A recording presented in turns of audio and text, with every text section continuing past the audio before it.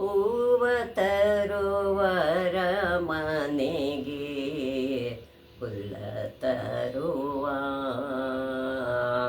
ಹೂವ ತರುವರ ಮನೆಗೆ ಹುಲ್ಲ ತರುವ ಅವ ಲಕುಮಿ ರಮಣ ಇವಗಿಲ್ಲ ಗರುವ ಒಂದು ದಳ ಶ್ರೀ ತುಳಸಿ ಬಿಂದು ಗಂಧೋದಕವ ಇಂದಿರಾ ರಮಣಗ ಪೀತವೆನಲೋ ಒಂದೇ ಮನಸ್ಸಿನಲ್ಲಿ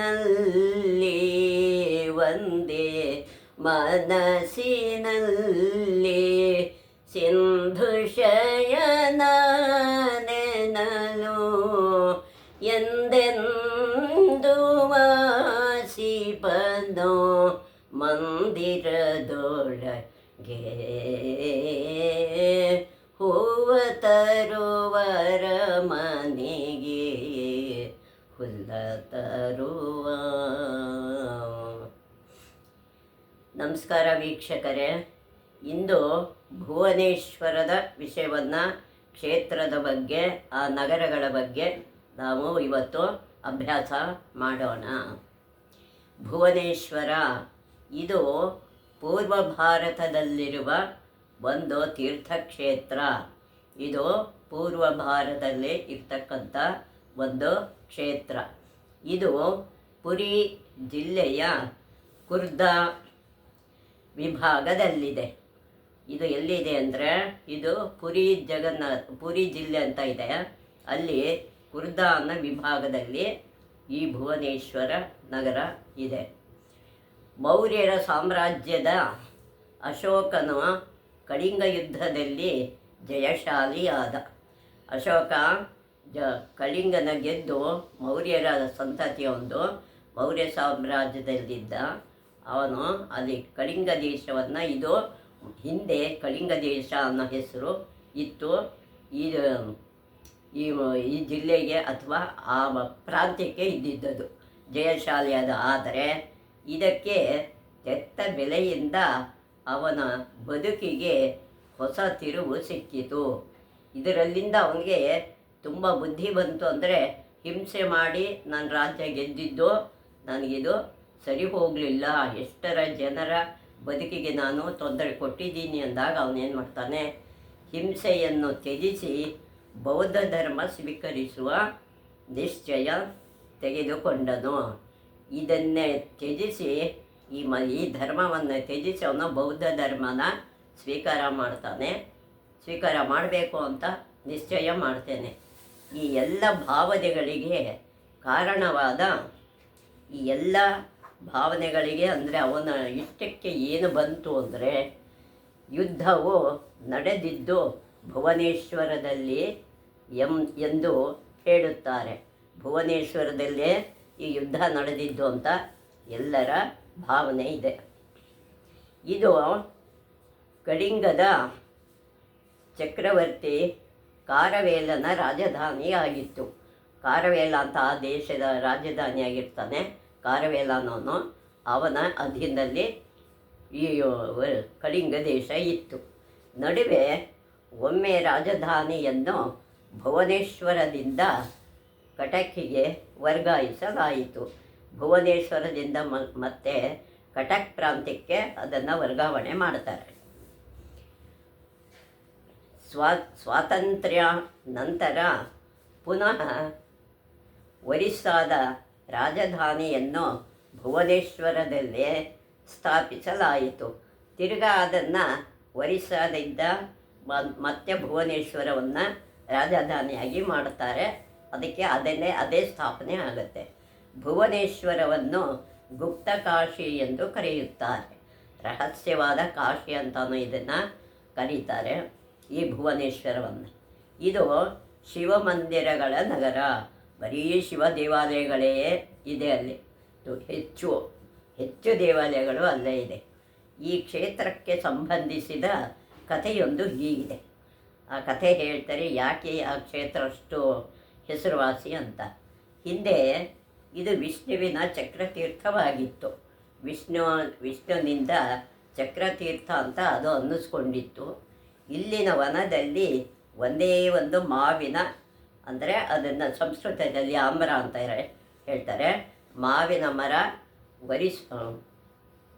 ಮರವಿತ್ತು. ಒಂದು ಮಾವಿನ ಒಂದೇ ಒಂದು ಮರ, ಇಡೀ ವನಕ್ಕೆ ಅದೊಂದೇ ಮಾವಿನ ಮರ. ಆದ್ದರಿಂದ ಇದನ್ನು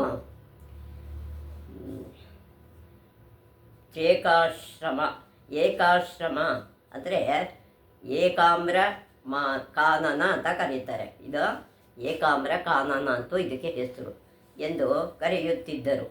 ಶಂಕರನಿಗೆ ಒಮ್ಮೆ ಏಕಾಂತವಾಸದ ಬಯಕೆಯಾಯಿತು. ನಾನು ಏಕಾಂತವಾಗಿರಬೇಕು ಅಂತ ಬಯಸಿ ಇದನ್ನು ಏನು ಮಾಡ್ತಾನೆ, ಆಗ ನಾರದರು ಏಕಾಂತವಾಸಕ್ಕೆ ಈ ಏಕಾಮ್ರ ವನವು ಸೂಕ್ತವಾಗಿದೆ ಅಂತ ಹೇಳ್ತಾರೆ. ನಾರದರು ಶಿವನಿಗೆ ಈ ವನವನ್ನು ತೋರಿಸ್ಬಿಟ್ಟು ಇದು ನಿನಗೆ ಏಕಾಂತಕ್ಕೆ ಸರಿ ಇದೆ ಅಂತ ಹೇಳ್ತಾರೆ. ಶಿವನು ವಿಷ್ಣುವಿನ ಬಳಿ ಇಲ್ಲಿರಲು ಅನುಮತಿ ಬೇಡಿದನು. ಇಲ್ಲಿ ನಾನು ಏಕಾಂತವಾಗಿರ್ತೀನಿ, ಇದಕ್ಕೆ ನನಗೆ ಅವಕಾಶ ಮಾಡಿಕೊಡು ಅಂತ ಕೇಳ್ತಾನೆ. ಸದಾಕಾಲ ಈ ವನದಲ್ಲೇ ನೆಲೆಸಿರುವಂತೆ ಶಿವನನ್ನು ವಿಷ್ಣುವು ಪ್ರಾರ್ಥಿಸಿದನು. ಅವನು ಪ್ರಾರ್ಥನೆ ಮಾಡ್ಕೋತಾನೆ, ಇಲ್ಲೇ ಇರಬೇಕು ನೀನು ಅಂತ ಹೇಳ್ತಾನೆ. ಅಂದಿನಿಂದ ಇದು ಶಾಂಭವ ಕ್ಷೇತ್ರವಾಯಿತು. ಅಲ್ಲಿಂದ ಇದು ಶಿವನ ಕ್ಷೇತ್ರ ಆಗೋದಕ್ಕೆ ಸಾಧ್ಯ ಆಯಿತು. ಒಮ್ಮೆ ಶಂಕರನು ಪಾರ್ವತಿಗೆ ಈ ಸುಂದರ ಕಾನನದ ವರ್ಣನೆ ಮಾಡಿದಾಗ ಪಾರ್ವತಿಗೆ ಅತ್ಯಂತ ಆನಂದವಾಯಿತು. ಈ ವನ ಎಷ್ಟು ಚೆನ್ನಾಗಿದೆ ಗೊತ್ತಾ ಅಂತ ತುಂಬ ಚೆನ್ನಾಗಿ ವರ್ಣಿಸ್ತಾನೆ. ಅವಳಿಗೂ ತುಂಬ ಆಸೆ ಆಗುತ್ತೆ, ಅದನ್ನು ನೋಡೋದಕ್ಕೆ ಬರ್ತಾಳೆ. ಅವಳಿಗೂ ಆನಂದ ಆಗುತ್ತೆ ಇದನ್ನು ನೋಡಿ. ಕೂಡಲೇ ಒಬ್ಬ ಗೋಪಸ್ತ್ರೀಯ ರೂಪದಲ್ಲಿ ಏಕಾಮ್ರವನಕ್ಕೆ ಬಂದು ಶಿವೋಪಾಸನೆಯನ್ನು ಪ್ರಾರಂಭಿಸಿದಳು. ಶಿವನ ಉಪಾಸನೆ ಮಾಡೋದಕ್ಕೆ ಒಬ್ಬ ಗೋಪಿಕಾ ಸ್ತ್ರೀ ರೂಪದಲ್ಲಿ ಈ ವನಕ್ಕೆ ಬರ್ತಾಳೆ. ಈ ವನದಲ್ಲಿ ಕೃತಿ ಮತ್ತು ವಾಸ ಎಂಬ ಇಬ್ಬರು ರಾಕ್ಷಸರು ವಾಸಿಸುತ್ತಿದ್ದರು. ಇಲ್ಲಿ ಕೃತಿ ಮತ್ತು ವಾಸ ಅನ್ನೋರು ಇಬ್ಬರು ರಾಕ್ಷಸರು ಇರ್ತಾರೆ. ಅವರು ಈ ಗೋಪಸ್ತ್ರೀಯ ಅಲೌಕಿಕ ಸೌಂದರ್ಯಕ್ಕೆ ಮೋಹಿತರಾದರು. ಇಷ್ಟು ಸುಂದರವಾಗಿದ್ದಾಳೆ ಈ ಗೋಪಿಕಾ ಸ್ತ್ರೀ ಅಂತ ಹೇಳಬೇಕು. ಮೋಹಿತರಾಗಿ ಅವರಿಗೆ ಇವಳು ಶಿವೆ ಎಂಬುದು ತಿಳಿಯಲಿಲ್ಲ, ಇವಳು ಪಾರ್ವತಿ ಅಂತ ಅವರಿಗೆ ಗೊತ್ತಿಲ್ಲ. ಕೊನೆಗೆ ಆ ದುಷ್ಟರು ಉಮೆಯಿಂದ ಹತರಾದರು. ಒಂದು ಪಾರ್ವತಿಯಿಂದ ಇವರು ಸಂಹಾರ ಆಗ್ತಾರೆ. ಯಾರನ್ನು ಸಂಹರಿಸಲು ಶಿವೆಗೆ ಕಷ್ಟವಾಯಿತು. ಇವರಿಬ್ಬರನ್ನ ಸಂಹಾರ ಮಾಡೋದು ಅವಳಿಗೆ ಭಾರಿ ಕಷ್ಟ ಆಗುತ್ತೆ. ಅವಳಿಗೆ ದಣಿವು ಮತ್ತು ಬಾಯಾರಿಕೆಯಾಯಿತು. ಅವಳಿಗೆ ಸುಸ್ತಾಗುತ್ತೆ ಮತ್ತು ಬಾಯಾರಿಕೆ ಕೂಡ ಆಗುತ್ತೆ. ಅಲ್ಲಿ ತೃಷೆಯನ್ನು ನೀಗಿಸಲಿಕ್ಕಾಗಿ ಅವಳ ಬಾಯಾರಿಕೆ ಪರಿಹಾರ ಮಾಡೋಕ್ಕಾಗಿ ಶಂಕರ ಏನು ಮಾಡ್ತಾನೆ, ಒಂದು ಸರೋವರವನ್ನು ನಿರ್ಮಿಸಿದನು. ತಾನೇ ಒಂದು ಸರೋವರವನ್ನು ನಿರ್ಮಾಣ ಮಾಡ್ತಾನೆ. ಅದು ಬಿಂದು ಸರೋವರ ಎಂಬ ಹೆಸರಿಂದ ಪ್ರಸಿದ್ಧವಾಗಿದೆ. ಬಿಂದು ಸರೋವರ ಅಂತ ಅದರ ಹೆಸರು ಬಂದಿದೆ. ಬಿಂದು ಸರೋವರವು 1400 ಅಡಿ ಉದ್ದ ಮತ್ತು 1100 ಅಡಿ ಅಗಲವಾಗಿದೆ. ಅಷ್ಟು ದೊಡ್ಡ ಸರೋವರ ಅದು. ಶಿವನ ಸೂಚನೆಯಂತೆ ಎಲ್ಲ ಪವಿತ್ರ ನದಿಗಳು ಒಂದೊಂದು ಬಿಂದುಗಳು ಈ ಸರೋವರದಲ್ಲಿ ಸೇರಿವೆ. ಎಲ್ಲ ನದಿಗಳ ನೀರು ಒಂದೊಂದೇ ಬಿಂದು ಆದ್ರೂ ದೊಡ್ಡ ಸರೋವರ ಆಗಿದೆ. ಆದ್ದರಿಂದ ಇದು ಬಿಂದು ಸರೋವರ ಎನಿಸಿದೆ. ಅಲ್ಲಿ ಸ್ನಾನ ಮಾಡುವುದರಿಂದ ಸಕಲ ತೀರ್ಥ ಸ್ನಾನದ ಪುಣ್ಯ ಲಭ್ಯವಾಗುತ್ತದಂತೆ. ಅಂದರೆ ಎಲ್ಲ ನದಿಗಳ ನೀರು ಅಲ್ಲಿರೋದ್ರಿಂದ ಇಲ್ಲಿ ಎಲ್ಲ ಪುಣ್ಯವು ಇಲ್ಲೇ ಸ್ನಾನ ಮಾಡಿದ್ರೆ ಸಿಗುತ್ತೆ ಅನ್ನೋ ಭಾವನೆ ಅಲ್ಲಿ ಬರುತ್ತೆ. ಪುರಿಯ ಜಗನ್ನಾಥನು ವರ್ಷಕ್ಕೊಮ್ಮೆ ಸ್ನಾನಕ್ಕಾಗಿ ಇಲ್ಲಿ ಬರುವನಂತೆ. ವರ್ಷಕ್ಕೆ ಒಂದು ಸಲ ಪೂರಿಯಿಂದ ಜಗನ್ನಾಥ ಇಲ್ಲಿಗೆ ಸ್ನಾನಕ್ಕೆ ಬರ್ತಾನೆ ಅನ್ನೋ ನಂಬಿಕೆ ಇದೆ. ಯಾತ್ರಿಕರು ಮೊದಲು ಇಲ್ಲಿ ಮಿಂದು ಬಳಿಕ ಶಿವನ ದರ್ಶನಕ್ಕೆ ಹೋಗುತ್ತಾರೆ. ಈ ಬಿಂದು ಸರೋವರದಲ್ಲಿ ಸ್ನಾನ ಮಾಡಿ ಆಮೇಲೆ ದೇವರ ದರ್ಶನಕ್ಕೆ ಹೋಗ್ತಾರೆ. ಅನೇಕರು ಇಲ್ಲಿ ಶ್ರಾದ್ದ ತರ್ಪಣಾದಿ ಧಾರ್ಮಿಕ ಕ್ರಿಯೆಗಳನ್ನು ಮಾಡುತ್ತಾರೆ. ಪಿತೃತರ್ಪಣಗಳನ್ನು ಶ್ರದ್ಧೆಯಿಂದ ಇಲ್ಲಿ ಮಾಡ್ತಾರೆ. ಗ್ರಹಣ ಮತ್ತು ಸಂಕ್ರಾಂತಿಯಂತಹ ಪರ್ವಕಾಲದಲ್ಲಿ ಇಲ್ಲಿನ ಸ್ನಾನಕ್ಕೆ ಬಹು ಮಹತ್ವವಿದೆ. ಸಂಕ್ರಾಂತಿಯಂತಹ ಪರ್ವಕಾಲದಲ್ಲಿ, ಗ್ರಹಣ ಕಾಲ, ಇಂಥ ಕಾಲದಲ್ಲಿ ಇಲ್ಲಿ ಸ್ನಾನಕ್ಕೆ ತುಂಬ ಮಹತ್ವ ಬಂದಿದೆ. ವೈಶಾಖ ಮಾಸದಲ್ಲಿ ಇಲ್ಲಿ ಚಂದನ ಯಾತ್ರೆ, ಜಲವಿಹಾರ ಎಂಬ ಉತ್ಸವ ನಡೆಯುತ್ತದೆ.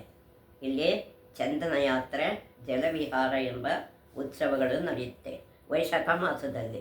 ಭುವನೇಶ್ವರದ ಮಹಿಮೆ ಜಗನ್ನಾಥ ಪುರಿಗಿಂತ ಹೆಚ್ಚು. ಅದರ ಮಹಿಮೆ ಪೂರಿ ಜಗನ್ನಾಥಗಿಂತಲೂ ಇಲ್ಲಿ ಹೆಚ್ಚಿನ ಹೆಸರುವಾಸಿ ಇದೆ. ಪುರಿಗೆ ಹೋಗುವ ಮುನ್ನ ಭುವನೇಶ್ವರದ ಯಾತ್ರೆ ಮುಗಿಸಿರಬೇಕೆಂಬ ನಿಯಮವಿದೆ. ಮೊದಲು ಭುವನೇಶ್ವರಕ್ಕೆ ಹೋಗಿ ಅಲ್ಲಿ ಯಾತ್ರೆ ಮುಗಿಸಿ ಮುಂದಕ್ಕೆ ಪೂರಿ ಜಗನ್ನಾಥಕ್ಕೆ ಹೋಗ್ಬೇಕಂತೆ. ಇದಕ್ಕೆ ಕಾರಣವನ್ನು ಉತ್ಕಲ ಖಂಡದಲ್ಲಿ ಹೇಳಿದ್ದಾರೆ. ಉತ್ಕಲ ಅಂತ ಒಂದು ಗ್ರಂಥ ಇದೆ. ಉತ್ಕಲದ ಗ್ರಂಥದಲ್ಲಿ ಹೇಳಲಾಗಿದೆ. ಮಾಳವಾಧಿಪತಿಯಾದ ಇಂದ್ರದ್ಯುಮ್ನನು, ಮಾಳವ ದೇಶದಲ್ಲಿ ಇಂದ್ರದ್ಯುಮ್ನ ಅಂತ ಒಬ್ಬ ರಾಜ ಇರ್ತಾನೆ. ಮೊದಲು ಏಕಾಮ್ರ ಕಾನನದಲ್ಲಿ ತಪಸ್ಸು ಮಾಡಿ ಶಿವನನ್ನು ಮೆಚ್ಚಿಸಿಕೊಂಡ. ಈ ಏಕಾಮ್ರ ವನದಲ್ಲೇ ಇವನು ಶಿವನನ್ನು ಮೆಚ್ಚಿಸ್ಕೊಂಡಿರ್ತಾನೆ. ಅದಕ್ಕಾಗಿ ಶಿವನಿಗೆ ನಂತರ ಶಿವನ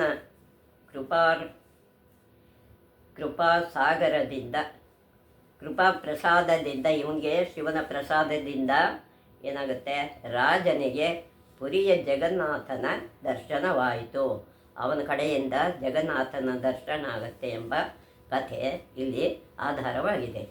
ಆದ್ದರಿಂದಲೇ ಮೊದಲು ಭುವನೇಶ್ವರಕ್ಕೆ ಹೋಗಬೇಕೆಂಬ ಪದ್ಧತಿ ಬಳಕೆಗೆ ಬಂದಿರುವುದು. ಅದರಿಂದನೇ ಭುವನೇಶ್ವರಕ್ಕೆ ಹೋಗಿ ಮುಂದೆ ಬೇರೆ ಕಡೆ ಅಂದರೆ ಪೂರಿ ಜಗನ್ನಾಥ ದರ್ಶನ ಪಡೆಯಿರಿ ಅಂತ. ಈ ಕಾರಣದಿಂದ ಭುವನೇಶ್ವರವು ಮೂಲಕ್ಷೇತ್ರ ಅಥವಾ ಆದಿಕ್ಷೇತ್ರ ಎಂದು ಕರೆಯಲ್ಪಟ್ಟಿದೆ. ಇದೇ ಮೊದಲ ಕ್ಷೇತ್ರ ಅನ್ನೋ ಹೆಸರಿಗೆ ಒಳಪಟ್ಟಿದೆ. ಏಕಾಮ್ರ ಪುರಾಣದಲ್ಲಿ ಏನು ಹೇಳಿದೆ, ಮತ್ತು ಸ್ವರ್ಣಾದಿ ಮಹೋದಯ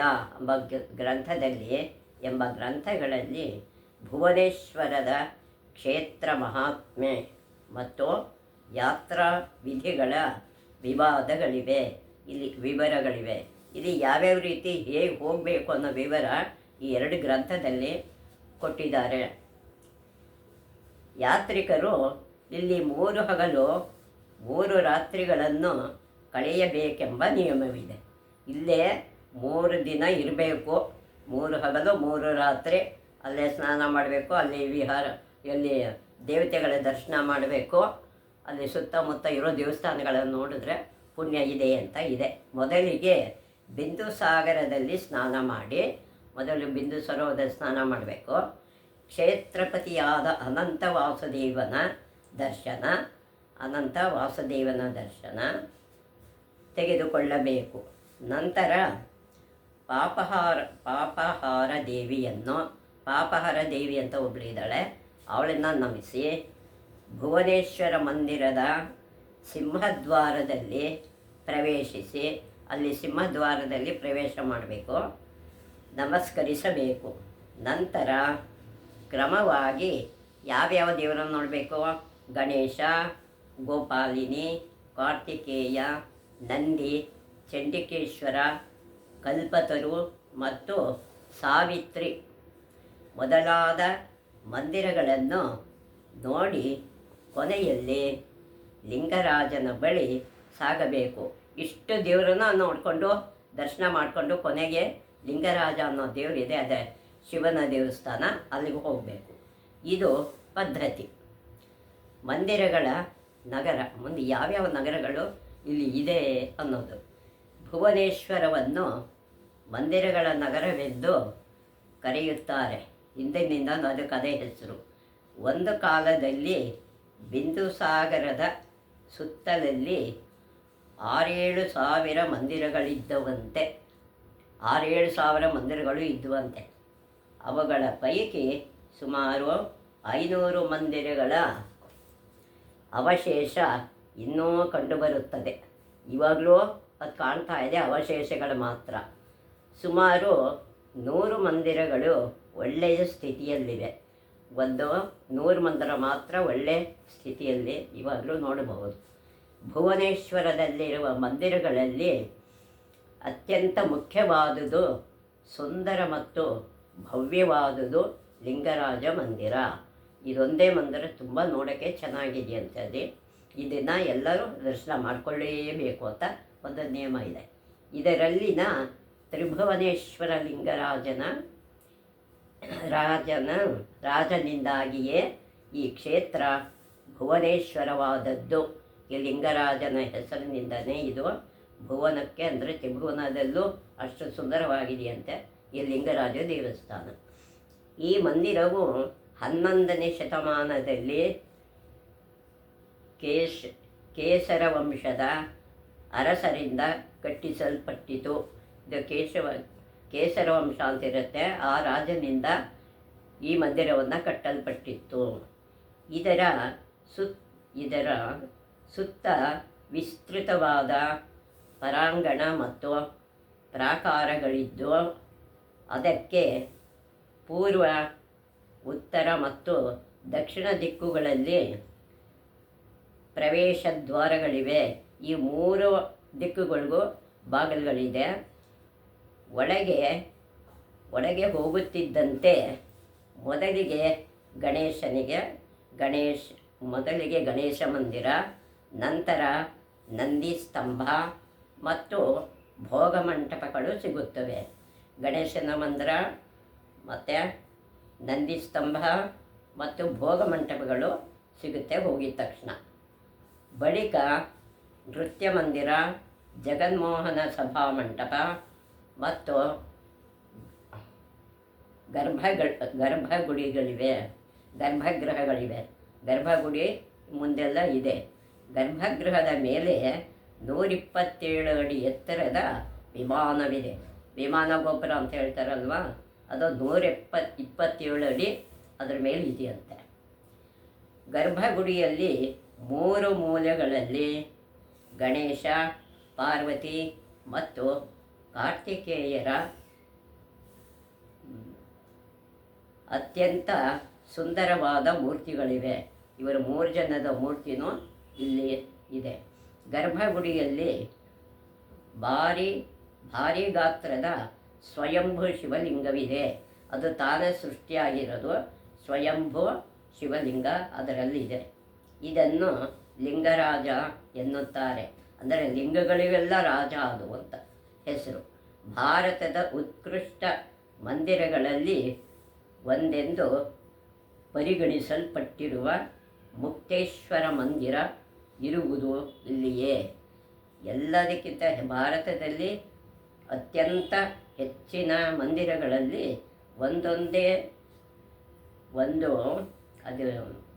ಒಂದೆಂದು ಪರಿಗಣಿಸಲ್ಪಟ್ಟ, ಅಂದರೆ ಹೆಸರುವಾಸಿಯಾದ ಒಂದು ಪಟ್ಟಿರುವ ಲಿಂಗ ಅಂದರೆ ಮುಕ್ತೇಶ್ವರ ಮಂದಿರ ಇರುವುದು ಇಲ್ಲಿಯೇ.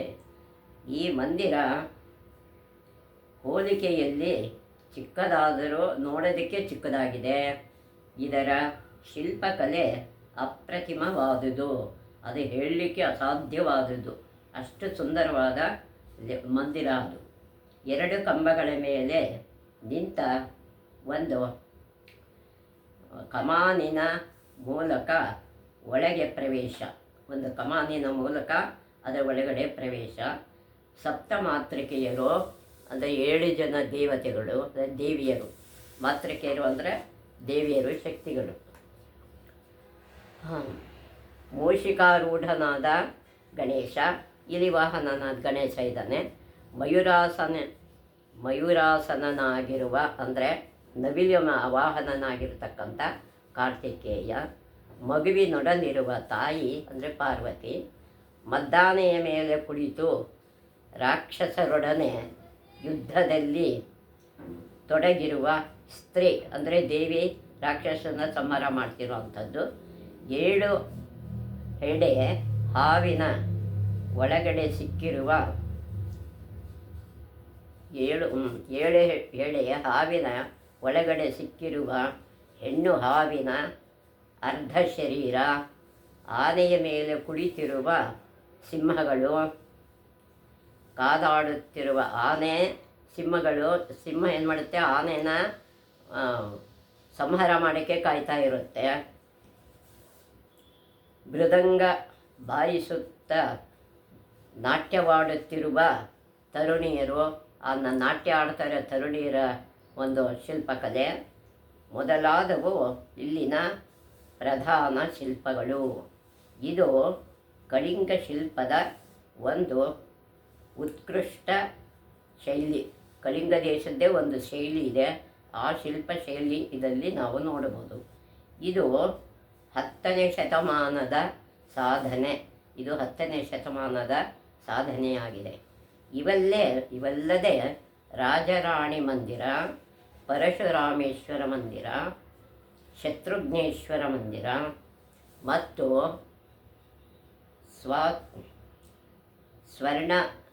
ಸ್ವರ್ಣಜಾಲೇಶ್ವರ ಅಂತಲೂ ಇದೆ. ಸ್ವರ್ಣಜಾಲೇಶ್ವರ ಮಂದಿರಗಳು, ಕೇದಾರೇಶ್ವರ, ಅನಂತವಾಸುದೇವ ಮಂದಿರ, ವೈತಾಳ ಬ್ರಹ್ಮೇಶ್ವರ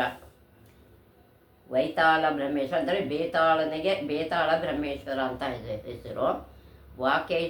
ವಾಚಕೇಶ್ವರ, ಕಪಿಲೇಶ್ವರ, ಶಿಶಿರೇಶ್ವರ, ಪಾಪನಾಶಿನಿ ಇತ್ಯಾದಿ ಅನೇಕ ಭವ್ಯ ಮಂದಿರಗಳಿವೆ. ಇವೆಲ್ಲ ಅಲ್ಲಿ ಇರ್ತಕ್ಕಂಥ ಮಂದಿರಗಳು. ಇಲ್ಲಿನ ಪ್ರತಿಯೊಂದು ಚಿಕ್ಕ ದೊಡ್ಡ ಮಂದಿರಗಳು ವಿಶೇಷ ಶಿಲ್ಪಕಲಾ ಸೌಂದರ್ಯದಿಂದ ಕೂಡಿವೆ. ಶಿಲ್ಪಕಲಾ ಸೌಂದರ್ಯದಿಂದ ಎಲ್ಲವೂ ಕೂಡಿದೆ. ನಮ್ಮ ಇತಿಹಾಸದ ಆಧಾರದಿಂದ ಹೇಳುವುದಾದರೆ ಶಿಲೋದ್ಭವ, ಚೌನಾಕಾರ, ಸೋಮವಂಶಿ, ಗಂಗಾ, ಗಜಪತಿ ಈ ವಂಶಗಳ ಅರಸರ ಸತತ ಪ್ರೋತ್ಸಾಹದಿಂದಲೇ ಭುವನೇಶ್ವರವು ಭವ್ಯ ಮಂದಿರಗಳ ನೆಲೆವೀಡಾದದ್ದು. ಅಂದರೆ ಇಷ್ಟು ಜನರ ಅರಸರು ಇದಕ್ಕಾಗಿ ದುಡಿದಿದ್ದರು. ತಮ್ಮ ಆಡಳಿತದಲ್ಲಿ ದೇವರ ಮಂದಿರಗಳನ್ನು ಅನೇಕವಾದ ಶಿಲ್ಪಕಲೆಗೆ ಒಳಪಡಿಸ್ತಿದ್ದರು. ಈ ಮಂದಿರಗಳು ಸಂಪ್ರದಾಯಬದ್ಧವಾಗಿ ನಿರ್ಮಾಣವಾಗಿವೆ. ಅದು ಸಾಂಸ್ಕೃತಿಕವಾಗಿ ಏನು ಮಾಡಬೇಕೋ ಅದನ್ನೇ ಅವರು ಮಾಡಿದ್ದಾರೆ.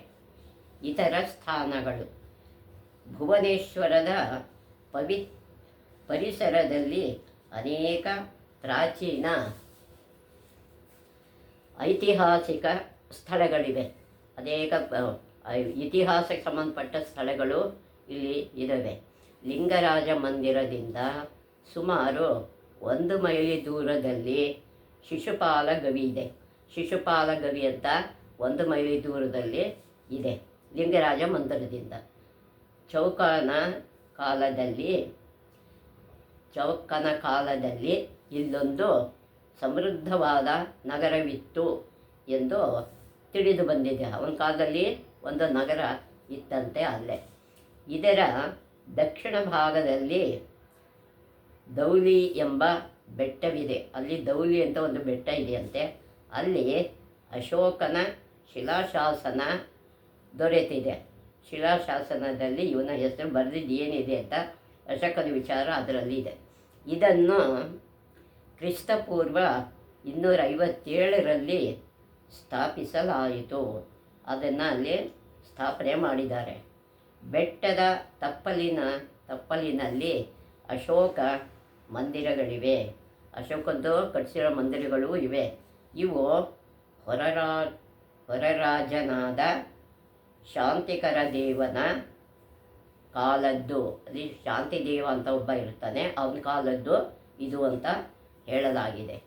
ಭುವನೇಶ್ವರದಿಂದ ಸುಮಾರು 6 ಮೈಲಿಗಳ ಅಂತರದಲ್ಲಿ ಖಂಡಗಿರಿ ಎಂಬ ಬೆಟ್ಟವಿದೆ. ಖಂಡಗಿರಿ ಅಂತ ಒಂದು ಬೆಟ್ಟ ಇದೆ. ಇದರಲ್ಲಿ ಉದಯಗಿರಿ, ಖಂಡಗಿರಿ ಮತ್ತು ನೀಲಗಿರಿ ಎಂಬ ಶಿಖರಗಳಿವೆ. ಈ 3 ಖಂಡಗಿರಿ ಅಂತ ಒಂದಿದೆ. ಇದರಲ್ಲಿ ಉದಯಗಿರಿ, ಖಂಡಗಿರಿ ಮತ್ತು ನೀಲಗಿರಿ ಅಂತ 3 ಶಿಖರ ಇದೆ. ಅದರಲ್ಲಿ ಉದಯಗಿರಿಯಲ್ಲಿ 44 ಗುಹೆಗಳು, ಉದಯಗಿರಿಯಲ್ಲಿ 44 ಗುಹೆ ಇದೆ. ಖಂಡಗಿರಿಯಲ್ಲಿ 19 ಗುಹೆಗಳಿವೆ ಮತ್ತು ನೀಲಗಿರಿಯಲ್ಲಿ 3 ಗುಹೆಗಳಿವೆ. ಒಟ್ಟು 63 ಗಿರಿಗಳು ಇದ್ದಾವೆ. 66 ಗಿರಿ ಗುಹೆಗಳಿವೆ. ಉದಯಗಿರಿ ಗುಹೆಗಳಲ್ಲಿ ಜಯವಿಜಯ, ಅಲಕಪುರಿ, ಸ್ವರ್ಗ, ಮರ್ತ್ಯ, ಪಾತಾಳ ಮುಂತಾದ ಗುಹೆಗಳು ಪ್ರಮುಖವಾಗಿವೆ. ಈ ಗುಹೆಗಳೆಲ್ಲ ಅಲ್ಲಿ ನೋಡಬಹುದು. ಖಂಡಗಿರಿಯಲ್ಲಿ ಪ್ರತಿ ಗುಹೆಗಳಲ್ಲೂ ಹೆಸರಿಗೆ ತಕ್ಕಂಥ ಚಿತ್ರ ವೈಭವವಿದೆ. ಆಯಾ ಚಿತ್ರಕ್ಕೆ ಸಂಬಂಧಪಟ್ಟ ಹಾಗೆಯೇ ಆ ಗುಹೆಗಳು ಇದ್ದಾವೆ. ಖಂಡಗಿರಿಯ ಗುಹೆಯ ಒಳಮಂದಿರದಲ್ಲಿ 24 ತೀರ್ಥಂಕರರ ಮೂರ್ತಿಗಳಿವೆ. ಈ ಗುಹೆಗಳಲ್ಲಿ ಭಗವಾನ್ ಮಹಾವೀರನು ಸ್ವಲ್ಪ ಕಾಲ ತಂಗಿದ್ದನಂತೆ, ಸ್ವಲ್ಪ ದಿವಸ ಅಲ್ಲಿ ವಾಸ ಮಾಡ್ತಿದ್ದಂತೆ. ಜೈನ ಶಿಲ್ಪಕಲೆಗೆ ಇವು ಉತ್ತಮ ಉದಾಹರಣೆಗಳು. ಇವೆಲ್ಲ ಜೈನರಿಗೆ ಸಂಬಂಧಪಟ್ಟವು. ಖಂಡಗಿರಿಯ ಕೆಲವು ಗುಹೆಗಳು ಬೌದ್ಧರಿಗೆ ಸಂಬಂಧಿಸಿದಂತೆ ತೋರುತ್ತದೆ. ಬೌದ್ಧರಿಗೂ ಇದು ಕೇಂದ್ರ ಆಗಿದೆ. ಏಕೆಂದರೆ ಅನಂತ ಗುಹೆಯ ಹಿಂದಿನ ಗೋಡೆಯ ಮೇಲೆ ಬುದ್ಧನ ಆಕೃತಿಯನ್ನು ಕೆತ್ತಿದ್ದಾರೆ. ಅವನ ಆಕೃತಿ ಕೂಡ ಅದರ ಮೇಲೆ ಕೆತ್ತಿದ್ದಾರೆ. ಅದರಿಂದಲೇ ಬುದ್ಧರಿಗೆ ಸಂಬಂಧಪಟ್ಟಿದ್ದು ಅಂತ ಹೇಳ್ತಾರೆ. ಬೋಧಿ ವೃಕ್ಷವನ್ನು ಪೂಜಿಸುತ್ತಿರುವ ದೃಶ್ಯವೂ ಅಲ್ಲಿದೆ. ಅವನು ಬೋಧಿ ವೃಕ್ಷದ ಪೂಜೆ ಮಾಡ್ತಾ ಇರೋ ದೃಶ್ಯ ಕೂಡ ಆ ಗೋಡೆ ಮೇಲೆ ಕೆತ್ತಿದ್ದಾರೆ. ಭುವನೇಶ್ವರದಲ್ಲಿರುವ ಶಿವ, ಪಾರ್ವತಿ, ಚಂಡಿಕೇಶ್ವರ, ಕಾರ್ತಿಕೇಯ, ಗಣೇಶ, ನಂದಿ, ಕಲ್ಪವೃಕ್ಷ ಮತ್ತು ಸಾವಿತ್ರಿ ಅಷ್ಟದೇವತೆಗಳನ್ನು ನೋಡಬಹುದು. ಶಿವಲೋಕ ವಾಸಿಯಾಗುವನು. ಇದೆಲ್ಲ ನೋಡುವನು ಶಿವನ ಲೋಕಕ್ಕೆ ಹೋಗ್ತಾನೆ ಅಂತ ಆಗುವನು ಎಂದು ಬ್ರಹ್ಮಪುರಾಣದಲ್ಲಿ ಹೇಳಿದೆ. ಬ್ರಹ್ಮಪುರಾಣದಲ್ಲಿ ಈ ವಿಷಯನ ಹೇಳಿದ್ದಾರೆ. ಇಷ್ಟು ನೋಡಿದವರು ಶಿವನ ಲೋಕಕ್ಕೆ ಹೋಗ್ತಾರೆ ಅಂತ.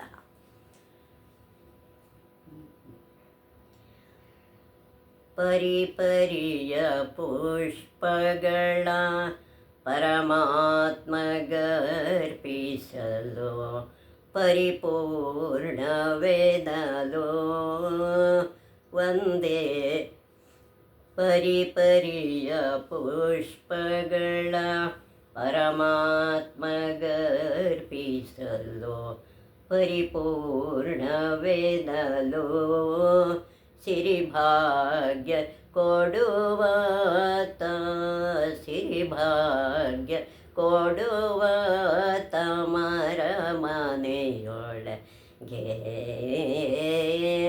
ಹೂವ ತರುವರ ಮನೆಗೆ ಹುಲ್ಲ ತರುವ ಅವ ಲಕುಮಿ ರಮಣ ಇವಗಿಲ್ಲ ಗರುವ.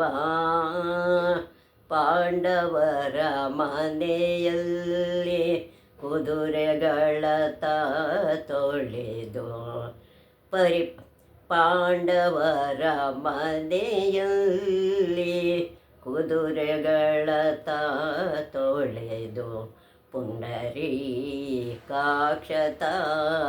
ಹುಲ್ಲ ತಿನ್ನಿಸಿ ಅಂಡಜ ವಾಹನಮ್ಮ ಪುರಂದರ ವಿಠಲನೋ ತೊಂಡರಿಗೆ ತೊಂಡನಾಗಿ ಸಂಚರಿಸುತ್ತೀಹನೋ ಹೂವ ತರುವರ ಮನೆಗೆ ಹುಲ್ಲ ತರುವ